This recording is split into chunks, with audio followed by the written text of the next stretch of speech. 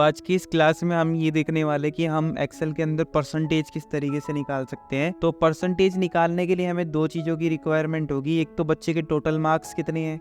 अब हमने यहाँ पे अजम्पशन लेके चलिए कि एक सब्जेक्ट में बच्चे के जो है 100 मार्क्स होते हैं।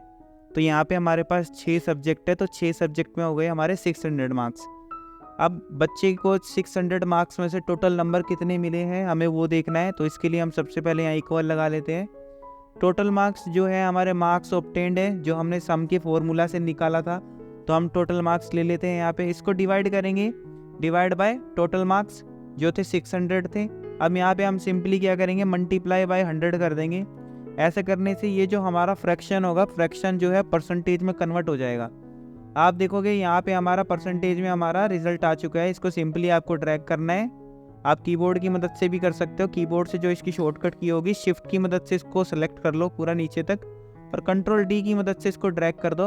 अब आपको एक चीज़ देखने के लिए मिलेगी, यहाँ पे हमारी जो पॉइंट है वो बढ़ती जा रही है।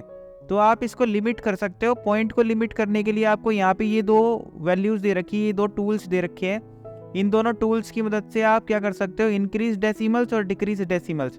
तो हमें तो डिक्रीज करना है, इस तरीके से आप डिक्रीज कर सकते हो। और लेकिन अगर आपको पॉइंट के बाद वैल्यूज़ को बढ़ाना है तो आप इंक्रीज डेसिमल वैल्यूज़ को यूज़ कर सकते हो इस तरीके से। आई होप आप लोगों को परसेंटेज निकालना समझ में आ गया होगा। अब हम देख लेते हैं फेल पास किस तरीके से निकालेंगे एक्सेल के अंदर। फेल पास को समझने से पहले हमें यहाँ पे एक नई शीट ऐड करनी है, और इस नई शीट के अंदर हम लॉजिक्स को समझेंगे सबसे पहले। तो लॉजिक्स को समझ लेते हैं, लॉजिक्स क्या होते हैं हमारे।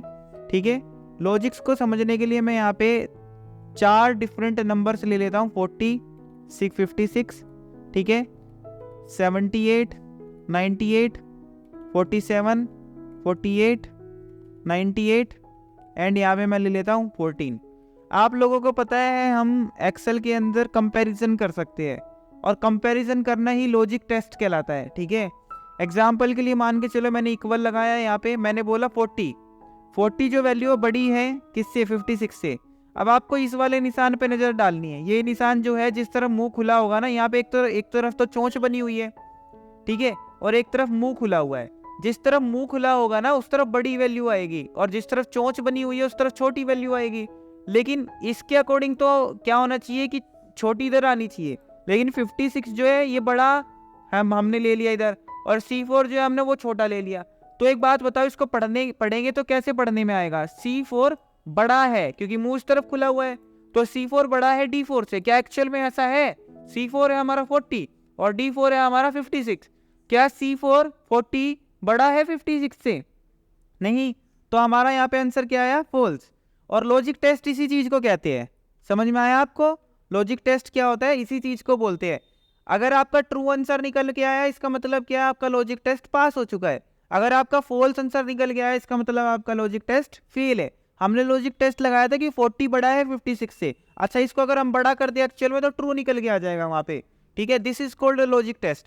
अब हम दोबारा से एक लॉजिक टेस्ट लगाएंगे, जिसमें हम बोलेंगे ये वाली वैल्यू छोटी है। देखो चोंच किस तरफ बन गई, 78 की तरफ, तो छोटा कौन सा कहलाएगा, 78।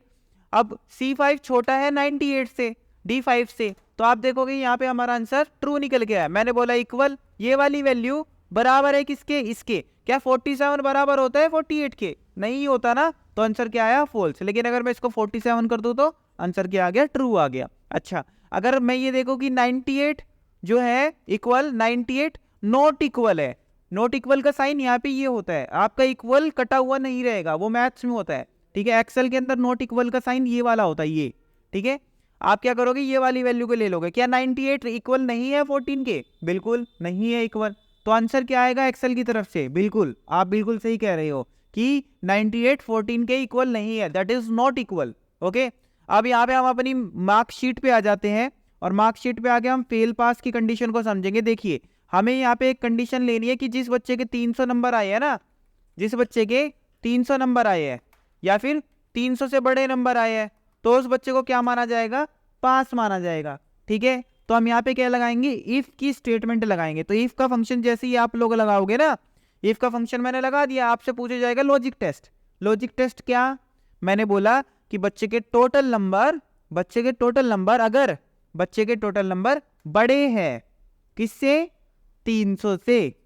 ठीक है। अगर बच्चे के जो टोटल नंबर उसको मिले हैं एग्जाम में, अगर वो बड़े हैं 300 से, तो क्या हो जाए, अगर ये ट्रू निकलता है, देखो ये वाली वैल्यू ट्रू निकलती है, एक सेकंड रुको मैं आपको मैग्नीफायर से दिखा देता हूं, आप इसको जरा ध्यान से देखो। अगर ये ट्रू निकलती है, लॉजिक टेस्ट हमने लगा दिया, लॉजिक टेस्ट इफ ट्रू का मतलब है कि अगर लॉजिक टेस्ट पास हो जाता है, कि बच्चे के अगर 300 से ऊपर नंबर आ जाते हैं, तो आप क्या चाहते हो, आप चाहते हो बच्चा पास हो जाए।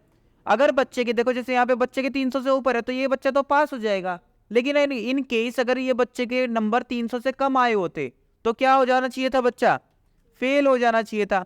ध्यान रखना, आप एक चीज और समझ लो कि यहाँ पे हमने वर्ड लिखा है, फेल और पास हमारा एक स्ट्रिंग है, स्ट्रिंग मतलब वर्ड है, अल्फाबेट्स है। अगर आप अल्फाबेट्स को एक्सेल में लिखना चाहते हैं तो आपको डबल कोट का यूज करना मैंडेटरी है, ठीक है। अगर यहीं पे मैं अगर यहाँ पे नंबर लिखना चाहता ना, तो मुझे डबल कोट्स लगाने की जरूरत नहीं होती। अगर मैं 300 लिखना चाहूँ तो मुझे डबल कोट्स लगाने की जरूरत नहीं है, ठीक है, समझ गए आप मेरी बात।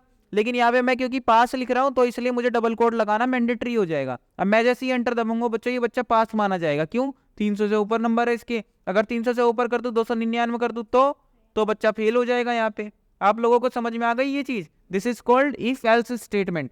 इसको हम बोलते हैं इफ का फंक्शन। और इफ के फंक्शन के अंदर हमने आज जो सीखा, लॉजिक टेस्ट को सीखा, वैल्यू इफ ट्रू को निकालना सीखा, वैल्यू इफ फॉल्स को निकालना सीखा। अब सिंपली हम इसको ड्रैग कर देंगे, शिफ्ट की मदद से सेलेक्ट करके कंट्रोल डी से ड्रैग कर देंगे। आप देखोगे यहाँ पे हमारे कितने बच्चे फेल हुए, 1 2, और फेल वालों की आप वेरीफाई भी कर सकते हो, नंबर पक्का 300 से कम होंगे। 300 से कम है 291, 252। अब ये वाला बच्चा ही फेल होगा, 252 है क्योंकि 252 है, फेल है। अच्छा ये वाला बच्चा फेल है, क्यों फेल है, क्योंकि यहाँ पे अगर आप देखोगे 252 इसके नंबर है, ठीक है।